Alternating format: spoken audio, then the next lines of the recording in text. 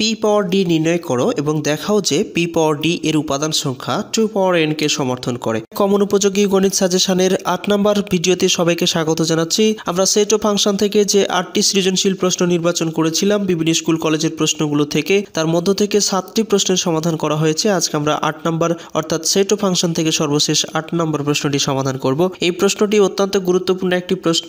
উদ্দীপক হিসাবে এখানে বেশ কিছু মান দেওয়া আছে, এই মানগুলো থেকেই আমাদের 3টি প্রশ্নের সমাধান করতে হবে। রাজশাহী বোর্ড 2015 সালে এই প্রশ্নটি এসেছিল। তো যাই হোক, আমরা আর কথা বলাচ্ছি না, আমরা এখন সরাসরি ক নম্বর প্রশ্নের সমাধান দিয়ে মূলত এই সৃজনশীল প্রশ্নটি সমাধান করব। এখানে ক নম্বর প্রশ্নে বলছে এ সেটটিকে তালিকা পদ্ধতিতে প্রকাশ করো, আর এখানে এ সমান একটি মান দেওয়া আছে, এই মানটাকেই তালিকা পদ্ধতিতে প্রকাশ করে দেখাতে হবে। চলো শুরু করা যাক। উদ্দীপকেই আমাদের এই মানটি দেওয়া ছিল, দেওয়া আছে এ সমান x such that x belongs to n এবং x² - 8x + 15 = 0।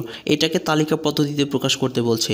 তো আমরা যখন তালিকা পদ্ধতিতে প্রকাশ করি তাহলে এখানে দেওয়া আছে কি x² - 8x + 15 ইকুয়াল হচ্ছে 0। এটি হচ্ছে একটি উৎপাদকের মেন নিয়মটি হচ্ছে যে শেষ সংখ্যাটাকে এমন দুইটা গুণনীয়ক দিয়ে গুণ করতে হবে যেন শেষ সংখ্যাটা হয় এবং যোগ বিয়োগ করে যেন মাঝের সংখ্যাটা আসে। তো যদি আমরা 5 এবং 3 গুণ করি তাহলে 15 হয়, আর 5 এবং 3 যদি আমরা যোগ করি তাহলে 8 হয়। অর্থাৎ আমাদের এখানে 5 এবং 3-এর শর্ত দিয়ে ফিল আপ হচ্ছে।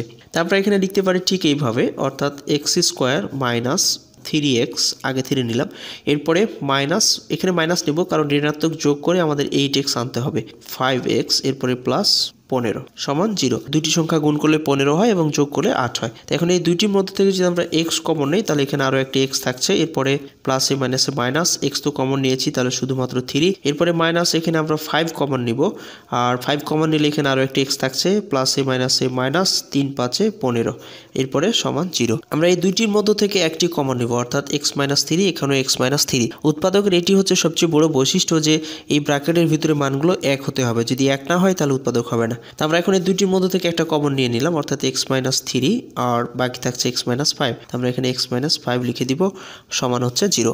এখন x - 3 সমানও 0, আবার x - 5 সমানও 0। তো এখন এটাকে আমরা আলাদা করে নিব। তো প্রথমে x - 3 সমান একবার 0 অথবা x - 5 সমান একবার 0। এখন আমরা যদি x কে রেখে দিই, 3 কে এপাশে পার করে দিই, -3 এপাশে এসে প্লাস হয়ে যাবে, আর এখানেও x কে রেখে দিলে আর 5 কে আমরা এপাশে পার করলে +5 হয়ে যাবে। অতএব আমরা এখানে মান পেয়ে গেলাম a সমান 3 এবং 5। এই ছিল আমাদের ক নম্বর প্রশ্নের আনসার। আশা করি বুঝতে পেরেছো। খ নম্বর প্রশ্নে আমরা দেখতে পাচ্ছি প্রমাণ করো যে a × b intersection c equal a × b intersection a × c। এটা থেকে এটা প্রমাণ করে দেখাতে হবে। দুই পাশের মান আমাদের একই আসবে, আর আমাদের এখানে a সমান মান তো কয় বের করলাম, এখন b সমান দেওয়া আছে, c সমানও দেওয়া আছে, d সমানও দেওয়া আছে। অতএব আমরা এখন এই মানগুলো থেকে এটা প্রমাণ করার চেষ্টা করব। চলো শুরু করি। যেহেতু এটা প্রমাণ করতে বলেছে এবং কয়ে আমরা একটি a সমান মান পেয়েছি 3 এবং 5, আর b সমান দেওয়া আছে, c সমানও মান দেওয়া আছে, আর এই তিনটি মানই আমাদের এখানে প্রয়োজন হবে। তো প্রথমে আমরা a × b ইন্টারসেকশন c এটার মান বের করব, অর্থাৎ ব্র্যাকেটের ভিতরে মানটি প্রথমে বের করে নিব।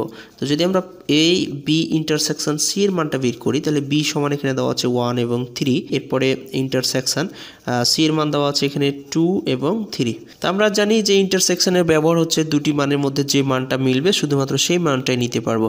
অর্থাৎ এখানে আমরা দেখতে পাচ্ছি যে শুধু 3 মিলছে, তাহলে আমরা এখানে 3 পাচ্ছি, অর্থাৎ b ইন্টারসেকশন c সমান পেলাম 3। এখন আমরা এই পুরো লেফট সাইডের মানটা বের করবো, অতএব লেফট সাইড সমান a × b ইন্টারসেকশন c।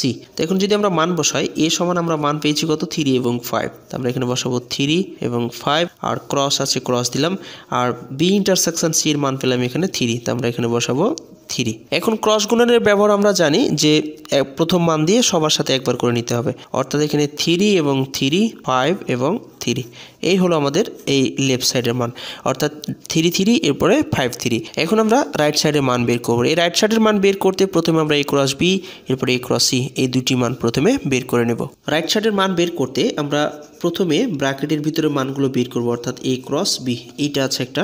তো আমরা এটার মান প্রথমে বসাবো, এর মান পেয়েছি আমরা 3 এবং 5, এরপরে ক্রস b এর মান আমরা পেয়েছি 1 এবং 3, উদ্দীপকে আমাদের মানগুলো দেওয়া ছিল।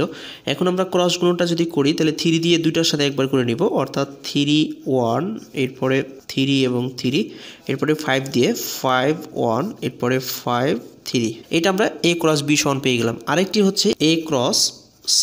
তো এর মান হচ্ছে 3 এবং 5 এর মান, এরপরে ক্রস সি এর মান হচ্ছে 2 এবং 3। তো এরপরে আমরা এখন ক্রস গুণন করে নেব। ক্রস গুণন এই দুটো দিয়ে সবার সাথে একবার করে, অর্থাৎ 3 2 একবার, এরপরে 3 3 একবার, এরপরে 5 2, এরপরে 5 3। বাস, আমরা দুটি মান বের করে নিয়েছি। এখন আমরা কি করব, এই দুটি মানকে যেহেতু A cross B intersection A cross C আছে সেইটাই এখন বের করব।